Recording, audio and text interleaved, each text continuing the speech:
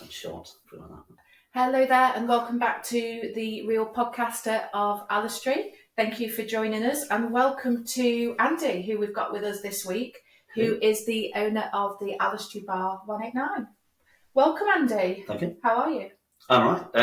Had a nice pace on, walking down from the bar, trying not to be late, and then missed your street, so I was late. And now you've come into what is the sauna. Yeah, from probably a 12-degree bar into a lovely warm living room. Now you've come into the pod couch, which is like a sauna in here, but the heating's off, so we're going to be fine. So, Andy, I know a little bit about who you are, but for the viewers or listeners who maybe don't know who Andy from Bar 189 is, tell us who you are. Andy, owner Bar 189. I've owned it myself for coming up on 3 years.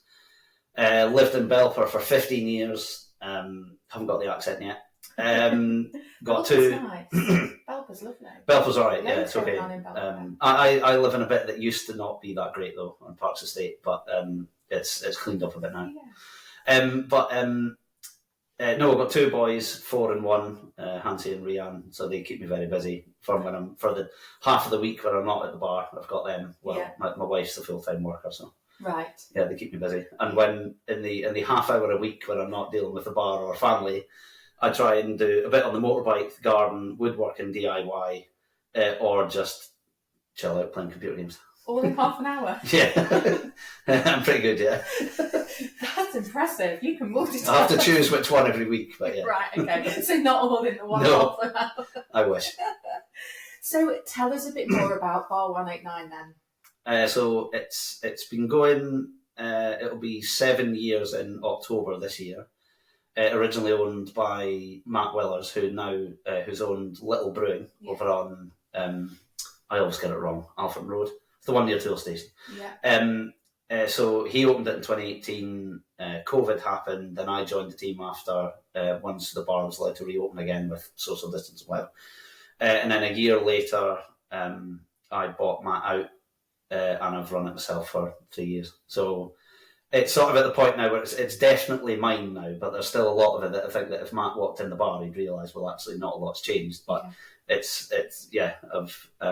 I've liked making little changes as I go along, rather than like completely repaint the place. And it's now I'm not like that. I'm too lazy for that. Because I think, like, for someone that does obviously go to 189, it's been very seamless. Like, you wouldn't have really been able to tell. So there might be little subtle things, but it is still what it. I think that's where the year we did it together was more useful than I thought, because we split responsibility. Yeah. And did, other than the beginning when I had quite a quick getting up to speed, but Matt and I were both doing things separately, which meant that when he wanted to have less time to concentrate on the brewery before I actually bought him out, then it meant I wasn't starting completely from scratch. So I had an idea before. It didn't mean I didn't panic a bit, but it was it wasn't too bad. So good. So for people that haven't been to the 189, where have you been? How would you explain the vibe that you've created there? What is it like? I always like to think of it as it's sort of a posh living room. So it's welcoming and comfy enough that you can come in, and I always say it's not, if the right people are in the bar and you've never been there before, you'll leave knowing 3 or 4 people you didn't know before. So it's not one of those where you go in and you feel like, well, you kind of stick to yourself. You inevitably end up chatting to some people if you go there long enough. Very local pub. I reckon easily 90, maybe 95% of people walk.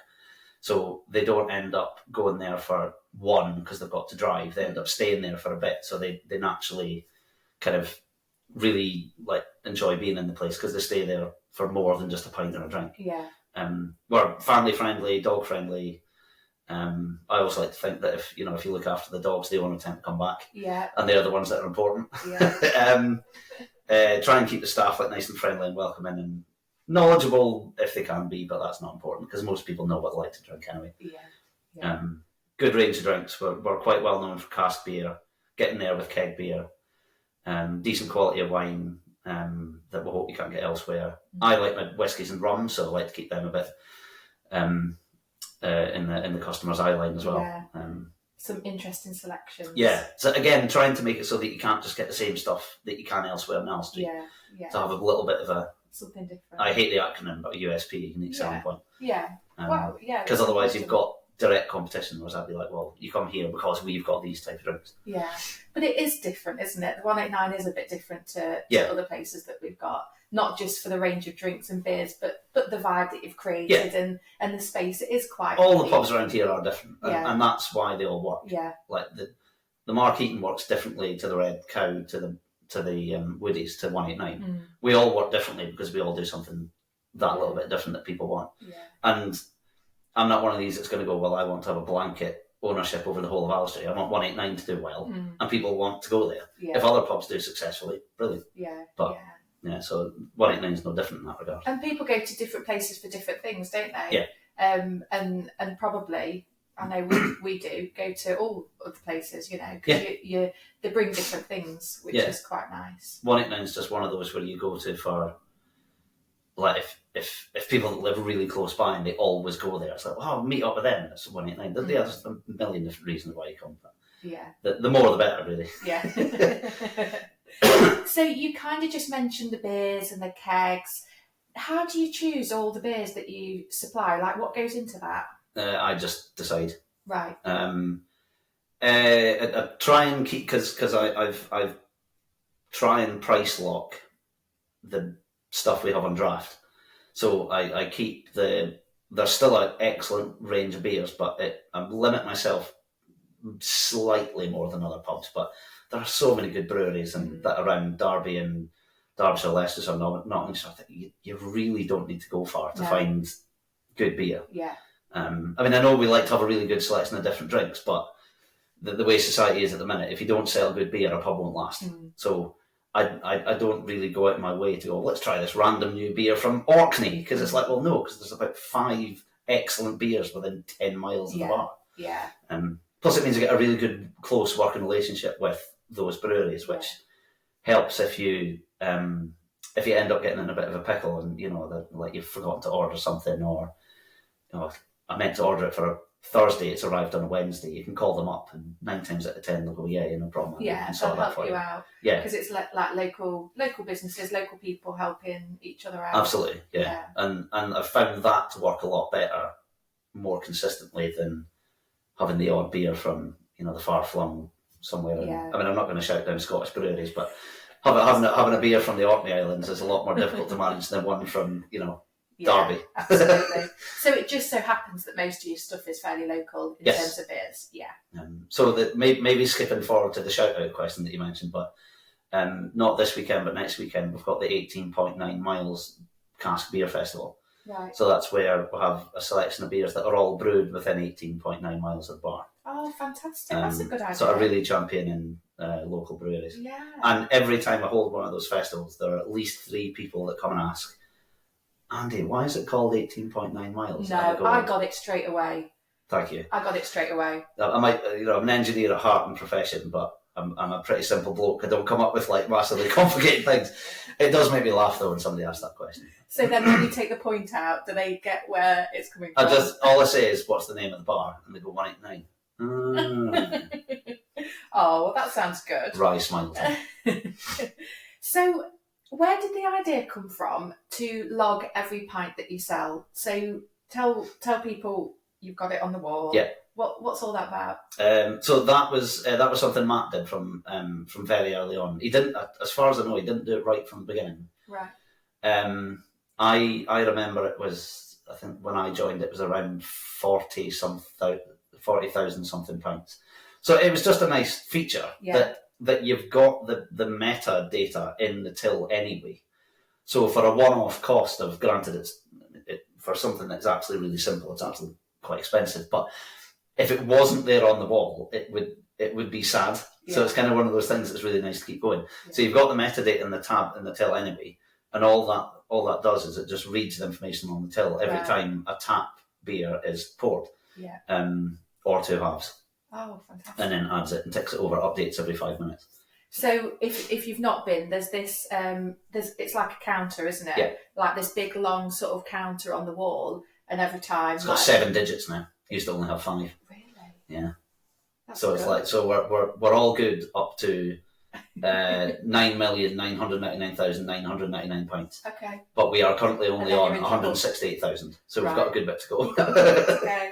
So every time, obviously, a pint sells or a half pint sells, it kind of turns the tick around, which is a really cool feature. Yeah, it is really cool. I've not seen that before. We 2 years ago we did a sweepstake.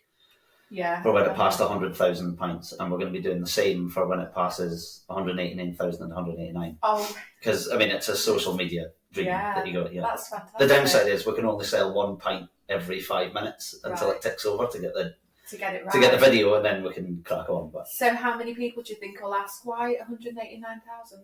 Oh, we've not had that yet, thankfully. Yeah. I think they've learnt their lesson from trying to figure out why it's an 18.9 miles beer festival. What's with these numbers all the time? Oh, because it's funny. So, what's it like then, sort of owning your own, running and owning your own pub? How is it? Quite contrast. I mean, as every pub owner will know, winter's hard, summer's great, spring and autumn are somewhere in between. But I still come back to the fact that I initially and still do love running the bar, but I got into it to be able to have time at home.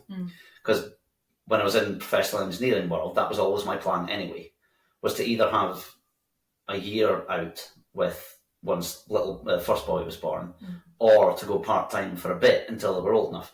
So it was one of those that just sort of luckily fell into that into my lifestyle, well, the plan anyway. Yeah.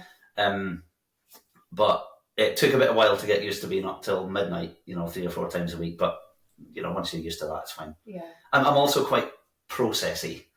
So it was where Matt and I were quite different, but we actually did work quite well together. Matt's very much loads of ideas, tries to make them happen. I'm more like, well, I just rather have things the same and change a little bit. It's the engineer in me. I don't particularly like change. Yeah. Yeah. My wife, like process. My wife's a bit. Yeah, she's a bit more creative and chaosy. I'm a bit more like no. Things have to make sense. And be in order. So I do ordering on a Sunday, not at the bar on a Monday, full day on a Tuesday, nothing on a Wednesday, full day Thursday, couple of shifts a weekend. Yeah. So it means I can plan family life around it as well. Yeah. So I've been able to make the bar life fit quite well into how we run family at home. So does it feel like you've got a balance? Yes. A good balance? Yeah. I mean, to be fair, yes, but a massive thing of that is having staff that I can rely on.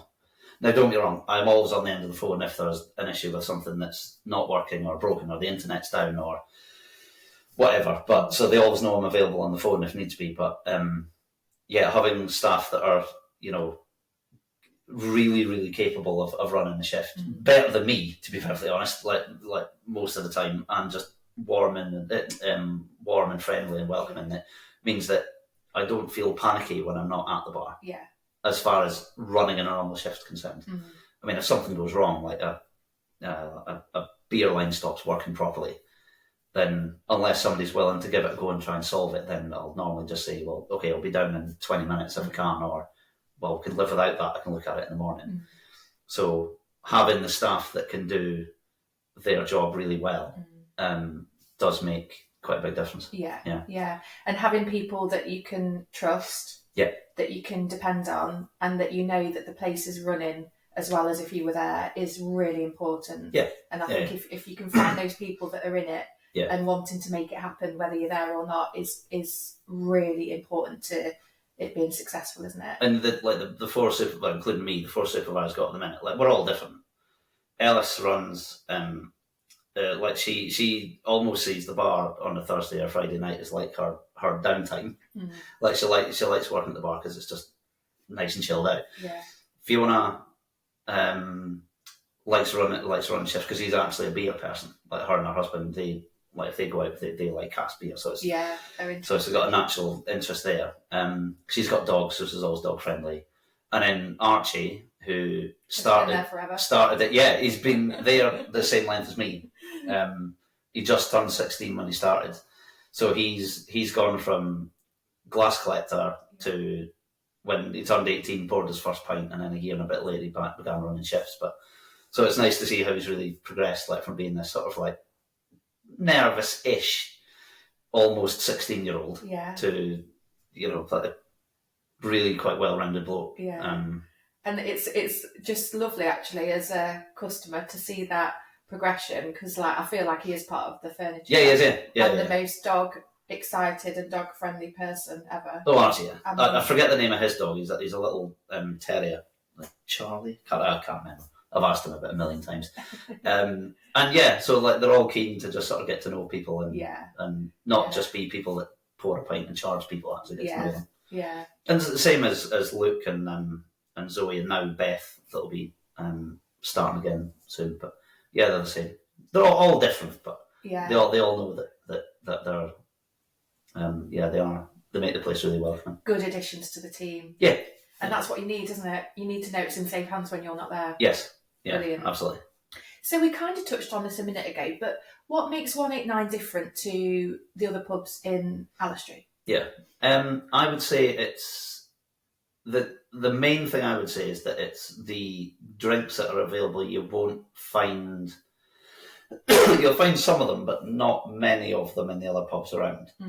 So while that means that you might get a pint of something else cheaper elsewhere, if you really like that particular style of cask beer, lager, craft, red wine, whatever, then we'll have it. Now, yes, 189 was set up to be, sort of like a little bit more specialised, maybe, I don't know, but I don't know the best word would be, but so straight off the bat, because we don't do anything else, we do bar snacks, but drinks are our main thing. It's how we make income and draw people in. So we like to sell things that you won't find immediately elsewhere. Yeah. Same style of drinks, but not the same. Yeah. Similarly, it's the same as like any other pub, like the Mark Eaton. It's a great big open space, recent renovation, does its own food. But me personally, if I compared the beer style, it's like I sell the beer at 189 that I would like to drink. Not all of them, granted. I won't go near a sour beer. Can't be doing with that. But I might have to bite the bullet one day. So yeah, it's all about having. I've always seen it as selling products and drinks that you won't get immediately elsewhere. So that it then becomes a straight choice between, do I want that beer that never heard of that before, or that one that I know and love and I've had for the last 5 years. Whereas if I go, I can go to the Red Cow for Bass and 189 sells Bass, you're like, well, hang on a minute, that one's a bit cheaper, so I'll just go there. Yeah. So you have, the idea is you try and give them a different decision to make. Bit different, bit interesting, bit alternative, something that you don't find everywhere. Yes. My order's probably really boring, but I have the, I don't have the beer, I have the wine. Yeah.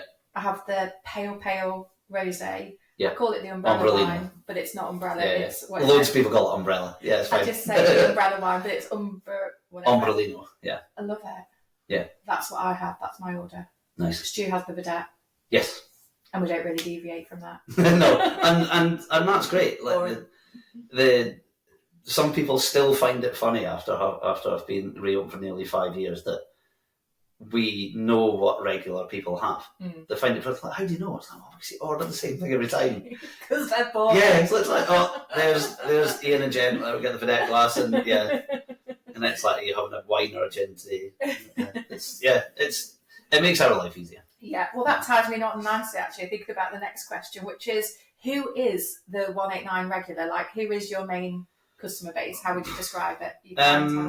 That's a good question. I would say now it's probably somebody who is either a young family that's looking to go out for a drink before the kids need to go down, or it's a nice Saturday afternoon and they've been around Allestree Park or Mark Eaton Park and they want to come for a pint before they go home. So young families. Then I would say there's probably a gap between young families and folk who are happy to leave their kids at home, but the kids aren't old enough to have a drink yet, at least not legally in a pub.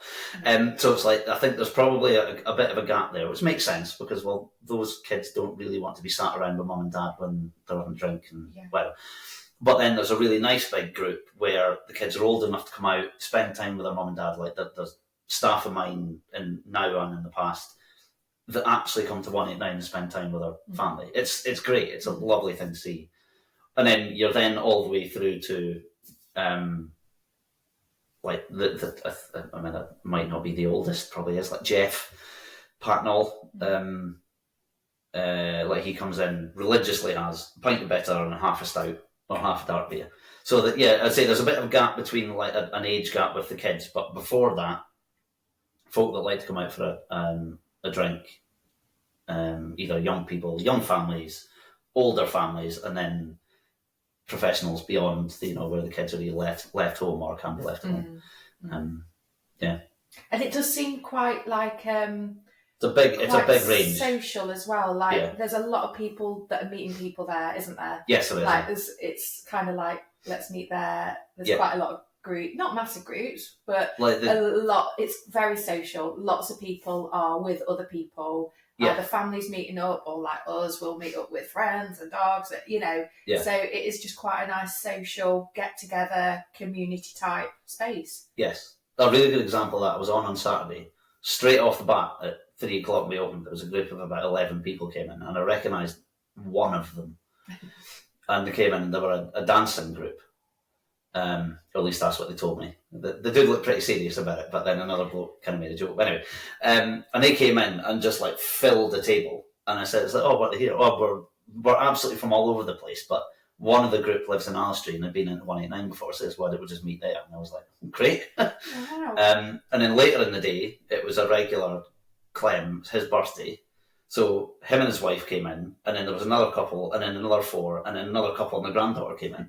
So exactly like I say, they would normally come in, not separately, but there might be only 4 of them, or maybe like 6 of them, but all 10 of them came in before they went out for dinner or something. Yeah, that's nice. Yeah, you're right. It can be anywhere from somebody coming in just for a drink on their own to get away once the kids are down, all the way through to meeting up that have been friends for 50 years. Yeah, that's nice. Tell us a bit about the fabulous mural on the wall that I love so much. It's wicked, isn't it? It's really good. And you keep adding to it. Yes. Tell us about it. So it was started by, I think it was Matt's wife, Rachel, got in touch with Sally Hodges, who's the artist, and asked, would like to do something on the wall. It was a big old white wall, I'd like to fill in it. Like, how big a thing have you done? Says, well, think about that time. It was literally like A3 was the biggest you've done. So the remit was things or buildings or places around Allestree that people would recognise, with 189 in the middle, granted. And then she free-handed it, the whole thing, over about 7 or 8 days. And then I came up with the idea of adding to it both permanent changes and semi-permanent changes. So some of them are seasonal. Like at the minute, it's the middle of March, but Santa's still on there because I've got to organise an update. But then there's been some permanent changes, like people who, like one of my supervisors emigrated to Canada. So there's an Air Canada plane because he flew Air Canada. There's another one, the beer on the bar, King George, is a nod to a regular who passed away last year, Morris, because that was what he used to drink. So it was a bit like he had his wake at the bar. So it was like, oh, got to put that on the wall. Yeah. All the way through to like there's 17 dogs on the mural that are like regular dogs that come in. I think other than 2 of them, I could tell you all the names as well if I was looking at it.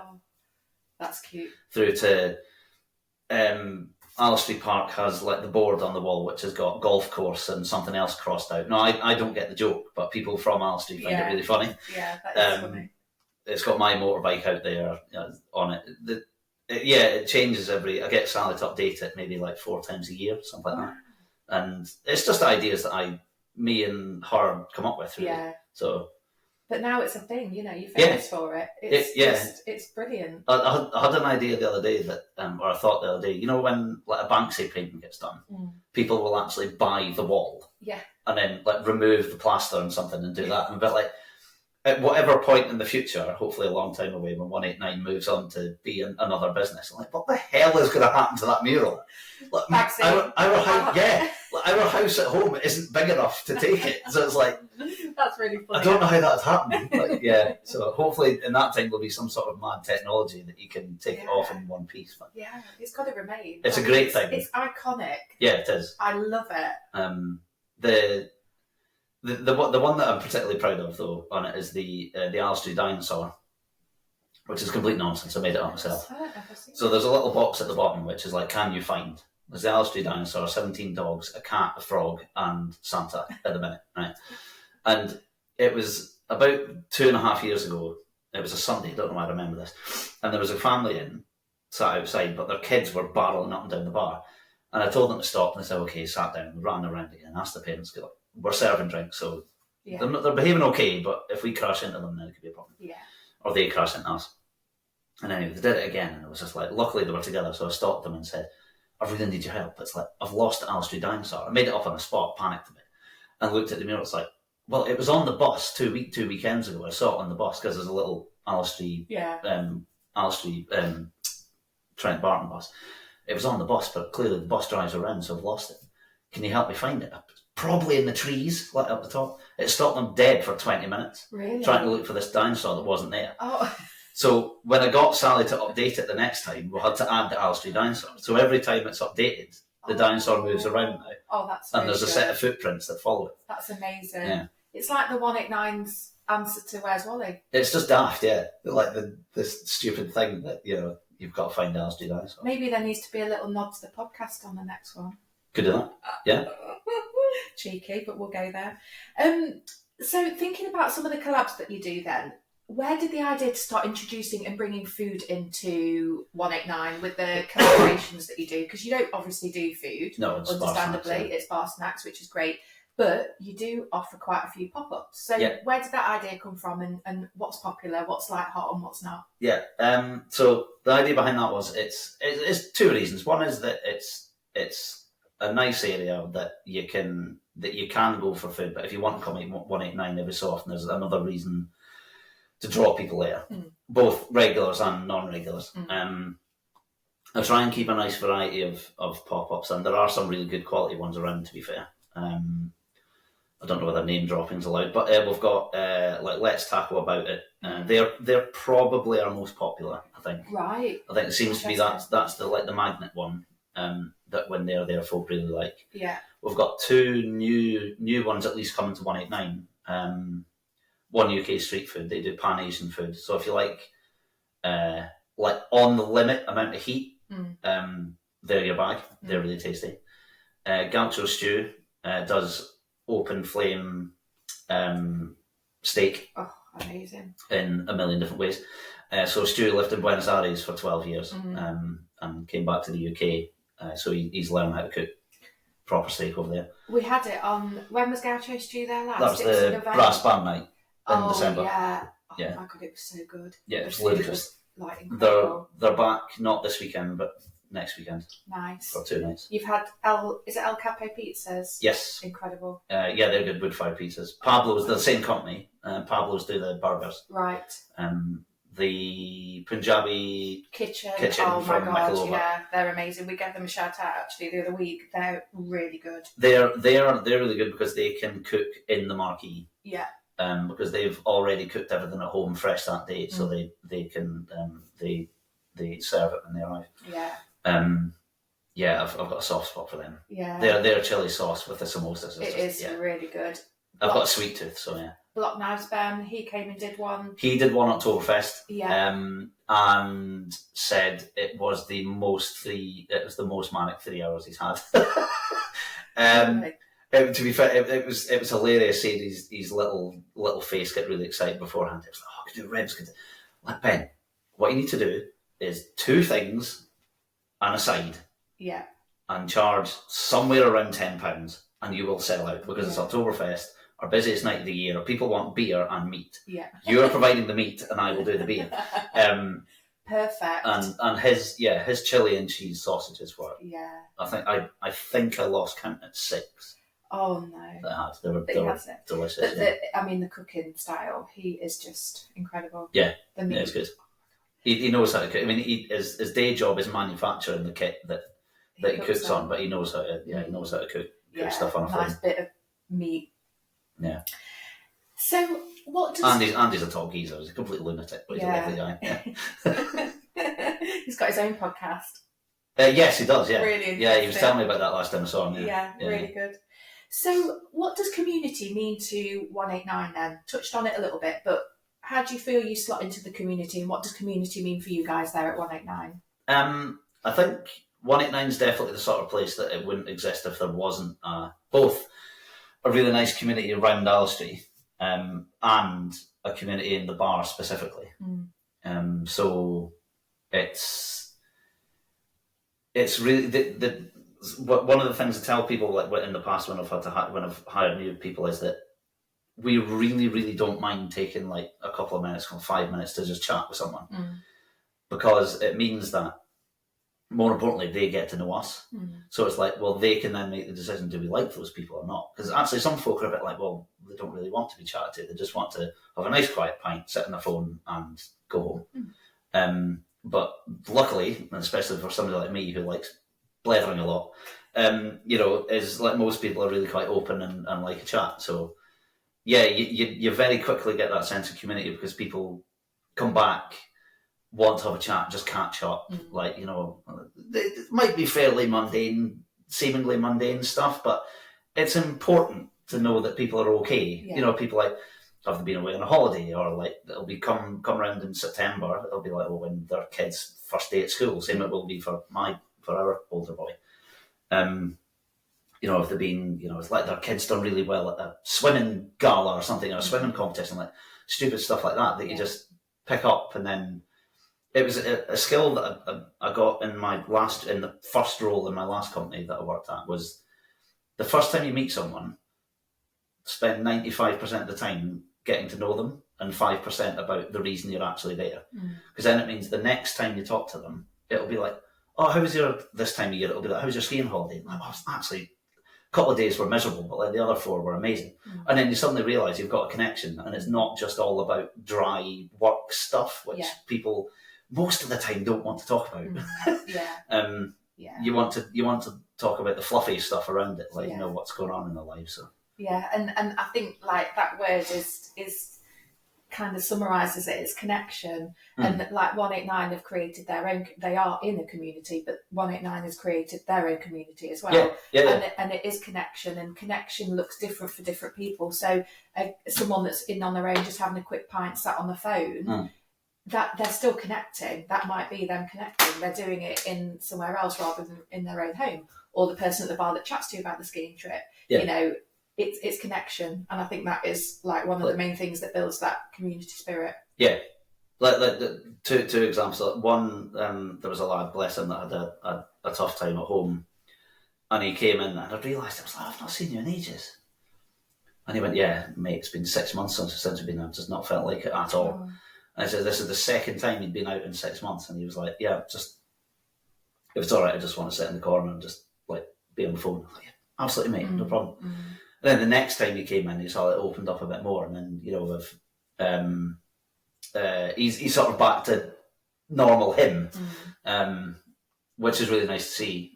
But it took a bit of time. But just like the familiarity of 189, where he used to come beforehand, and he used that as a bit of an inkling to go, like, I'll go out for a pint, and then go in there. If Andy's on. Next to another lad that is just ludicrous. He sounds like the most Scouse person in the world, but he's from Stoke. And he went through, like, it started from, Andy, you ride a motorbike, don't you? Yeah. I'm thinking of getting one. I'm like, oh, great, okay. What are you thinking? No idea. Like, I've been saying it to my wife for 8 years now. I'm going to get a motorbike. Well, what's stopping you? Oh, kids, innit? Well, that's not really a reason.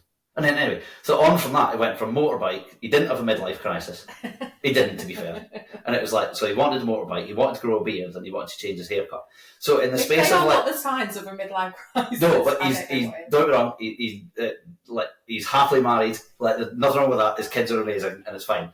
But it's like in a year, he's gone from this guy that became this bizarre agony aunt to like get him through this phase of like, he's got a motorbike, he's got his full license. He's got his second motorbike now. He's got this enormous beard that he knows is too big, but he can't get rid of it. So it's kind of funny how you just like get these really completely different connections with people. And you see that journey. I bet his wife loves you. He probably goes, yeah, he never shuts up about bikes now, thanks, Andy. And this big beard. Yeah. Because it's so big, you can't notice it. When he comes in and just like, mate, you've got to do something about that. And you're like, yeah, don't worry. I'm at the barbers on Friday. It's fine. Oh, so you just get like really random connections. It's nice. And that is nice. That's what community's about. So, lastly then, what would you say to anyone that's not visited 189 yet? Other than, where the hell have you been for the last few years? What rock have you been hiding under? It's now, I think I've been there long enough now that I notice people who haven't been there before. Right. but we treat them all the same. Like we like to get to know them. We like to get to know them. Spend that little couple of minutes. If they've got a family or a dog with them, include all of them, not just the people that come up to the bar, to order, because it's easy to just focus on that person that comes in the door and gets the drinks. It's like, no, spend a bit of time, say hi, and is it your first time? Yeah. If the kids are running around, it's like, oh, can you find a dinosaur? And like you get little connections straight away. Yeah. So that's no, nice.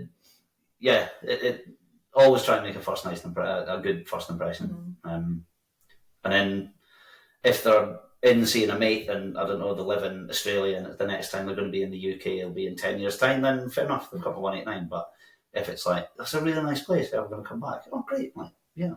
Good to see you next time. Yeah. And I think it doesn't take people long to realise that it is that sort of space where if you're nipping in on your own, that's fine. Yeah. There'll be plenty of people to chat to if you want to. If you don't, that's fine. If you're going as a group, that's fine as well. It's kind of like a good all-rounder. Yeah. The plenty of people, regulars and not regulars, that come in on a Friday or a Saturday night, they've ordered the Chinese up the road and they're like, oh, it's going to be 20 minutes. 5 minutes. Quick pie. So they're almost always on their own.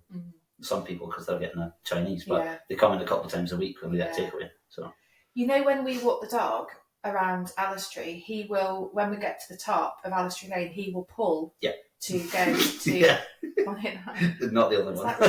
Yeah. No. I've had plenty of people tell me that.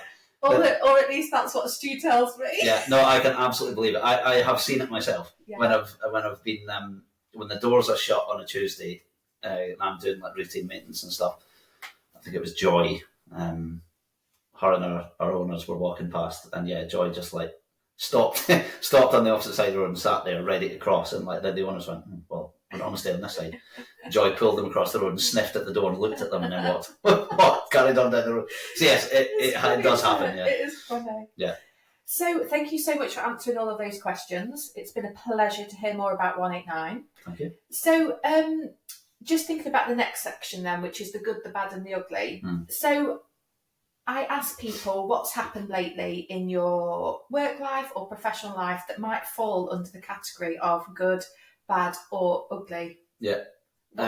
What would you say?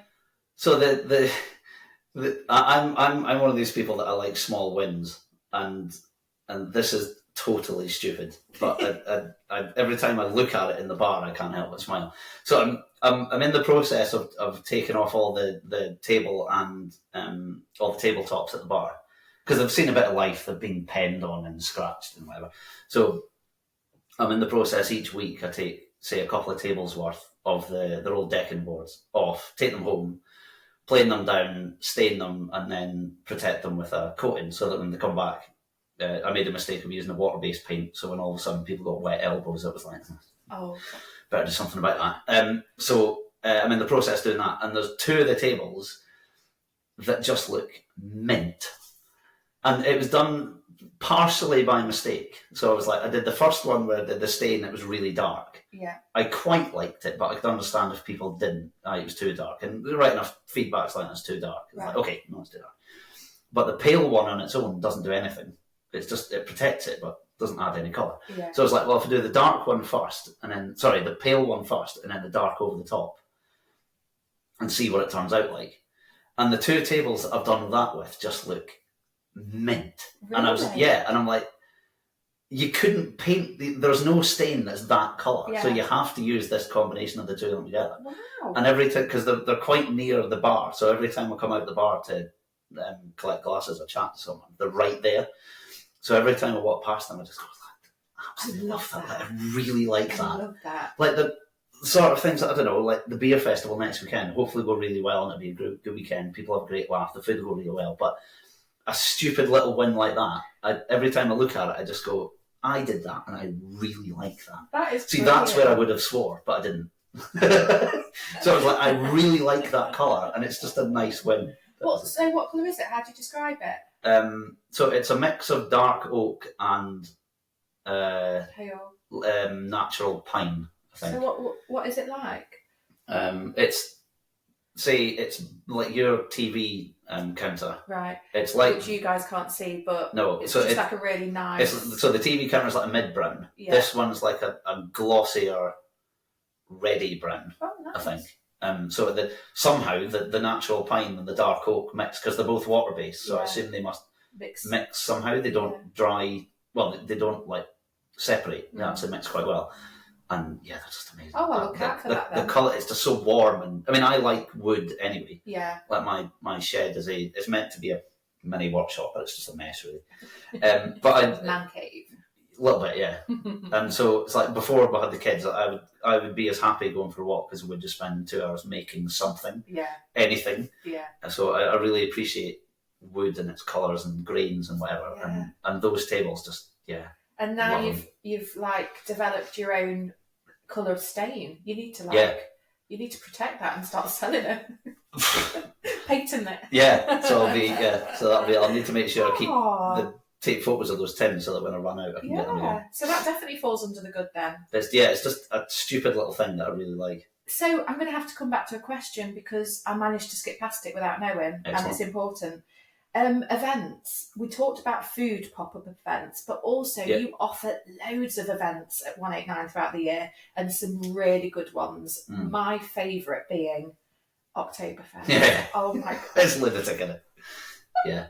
You can't actually describe how amazing Oktoberfest at 189 is. It is just... It's loud and happy. It's random and crazy, but like really fun and like warm and fuzzy, and everyone is just in it together, and it's just a bit wild. It's not uncommon for people to be dancing on the tables in the marquee. Are you referring to me? No. The person I have in mind, was apparently they were a secondary school teacher.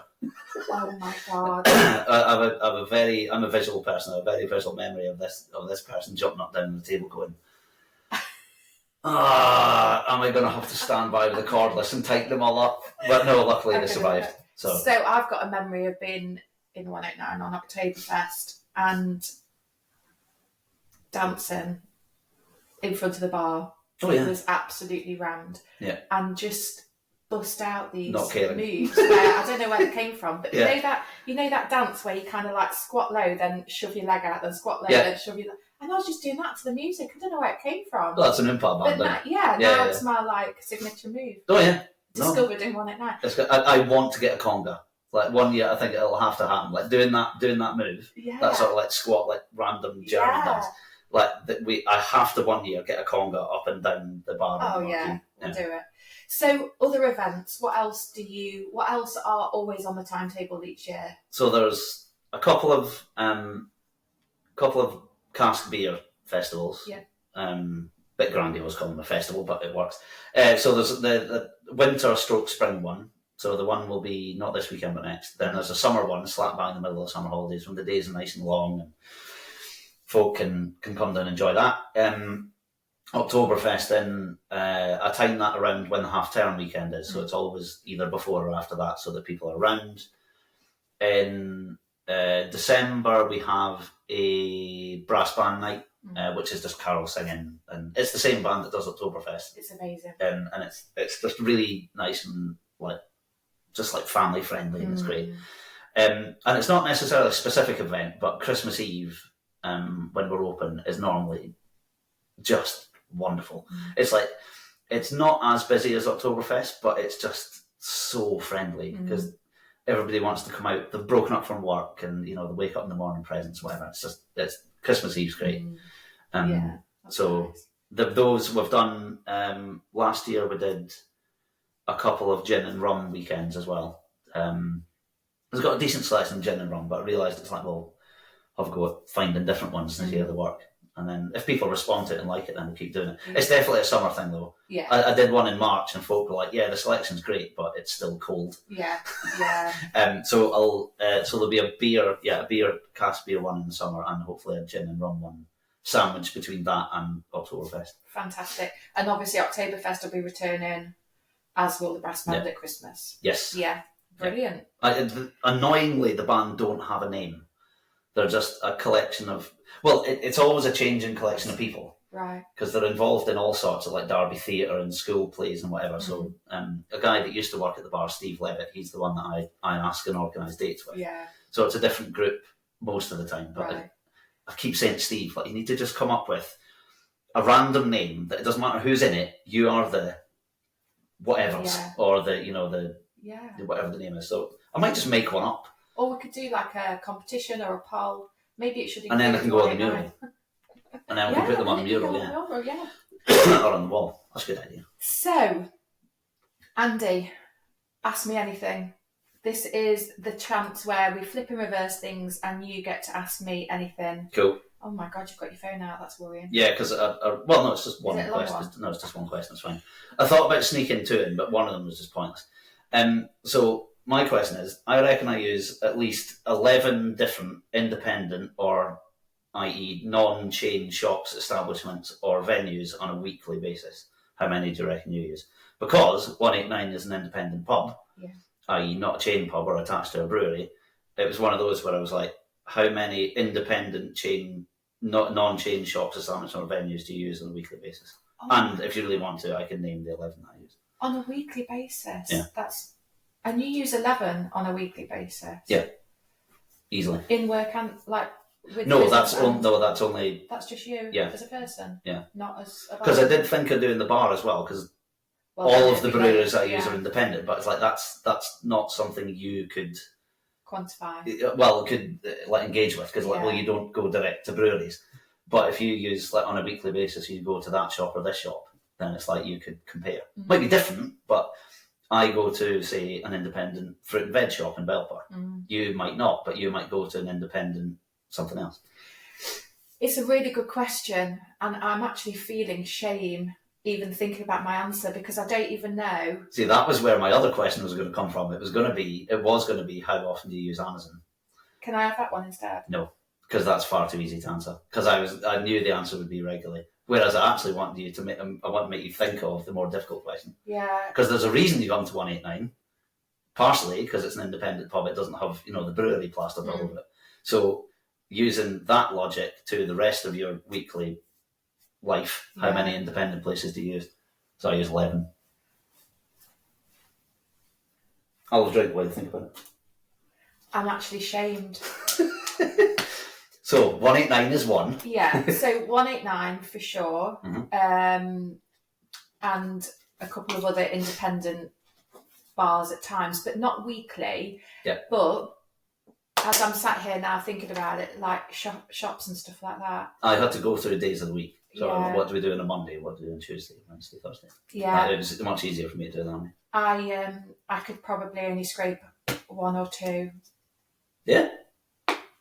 Oh, I thought it'd be more than that. I know. I thought at least 4 or 5. However, in my defence, now I am doing this podcast and speaking to many local independent businesses and people and finding out more about what is going on.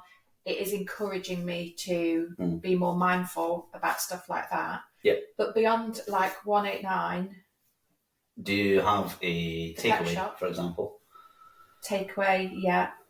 Like the Chinese and Chippy up the road from the bar, they're independent. Yeah, that's true. Where I need to pet shop, You've got a dog, so you need. Yeah. Where I need to do better is food shopping, and like you just said, going to a greengrocer for fruit and veg instead of whatever wherever I go. Yeah. Like Aldi or whatever. I need to do better at that. Oh, I feel shame. I feel dead sad now. No, I always. I'm in a lucky situation where because I have the boys on a Monday, Wednesday, and a Friday, so I have the time to use independent shops. Whereas the flip side of that is that if you're a person like my wife who leaves home at like 7:15 and gets home at 6, gets the train in at Derby, the shops just aren't open during the day. So I'm in a situation where I can take advantage of that, but I still choose to. And it's the same thing. Like if I go into our local in Bargate, the White Hart, I know Sean and Becky, I have a chat to them, they're in the same business, so it's like, actually kind of pop-ups, beers they've got on, and I get a chat about them. The fruit and veg shop, Hansi used to steal cherry tomatoes from it, but they said, well, you come in that often, it really doesn't matter. The sweetie shop in Belfast, because I live in Belfast, there's a lot of shops there, but they get me and this other guy different chocolate Brazil nuts in, because they're just better. So it's like stuff like that. And then like the pet shop, I have this where I get the dog biscuits from the bar. I've got this stupid thing where me and the guy Jim, we guess the weight of the dog biscuits that I get each week. just becomes a daft thing. So whereas the thing is that I totally get the convenience side of big shops, and if your life dictates you use them, then absolutely. But it's much more difficult to get that little connection with people that work there because it's a bit more transactional. Oh yeah. Well, most of the time it's self-serve, isn't it? So and that's true. Yeah. But that is a really good question, and it's definitely made me think a little bit more. And one did spring to mind. If ever I go like brunching with friends or whatever, it will always be like, you know, an independent type place. Yes. So, well, I come in here, I always ride or drive past the little shed. Yeah. Like that's not their social media presence. Or really the potting shed at Mark Eaton Garden Centre. That's absolutely beautiful. Well, yeah, one of my regulars works there. Yeah. DG, yeah. So that's lovely. I'm like clambering, trying to sort of. Don't be wrong. I had to think about it, but it was like, because especially with the boys, it's easy to have a routine. You know, each Monday we do the same thing, Wednesday the same thing, so it was easier. But it was quite long. Good question. Thanks. Just trying to shake off the shame now. I didn't want it to be like, oh, what's your favourite drink? It's like, no, you already know that now. Oh, true. Umbrella. Yeah, true. So I'm just going to go on my phone now because I've just got a bit of a shout out to give you, people. This might be interesting for you actually. So the shout out for this week is to a new collaboration of fabulous people that are bringing something called Boji Events, which is a host DJ duo that are bringing events and parties to the local area and Derby. So it's DJ Bojack who brings the music, and it is Georgina from Energy, who we've had on the pod, bringing the host. So I'm just going to read the blurb so I don't get it wrong. So bringing new events into 2025 after the success of some high energy fitness classes that they did where they collabed together. This year they're branching out. So they're going to be hosting things like country and line dancing classes, quizzes, karaoke's, boozy brunches, where you can have a bit of a boogie in some gorgeous independent venues, starting at the Peacock Lounge just up the road in Allestree. So they are joining together to start bringing events where you can come together with family or friends and just have a really fun night where there's some music, live DJ, and then there's a host bringing brilliant bits of entertainment, and it is definitely going to be fun. If you know either of those girls, they are balls of energy on their own, so if you add them together, it's going to be a bit wild. So that is Boji Events. So Boji Events, which is BEAUGEE. Find them on Instagram. If you struggle, get in touch and I'll put you through. But look out for them. They are going to be bringing some brilliant things coming this year. Nice. So thank you so much for joining us on the pod. It's been brilliant to get to know you a little bit more. Yeah. And I'll probably see you on Friday night. I'm on Saturday. Oh, are you? Thanks, everyone. Lovely.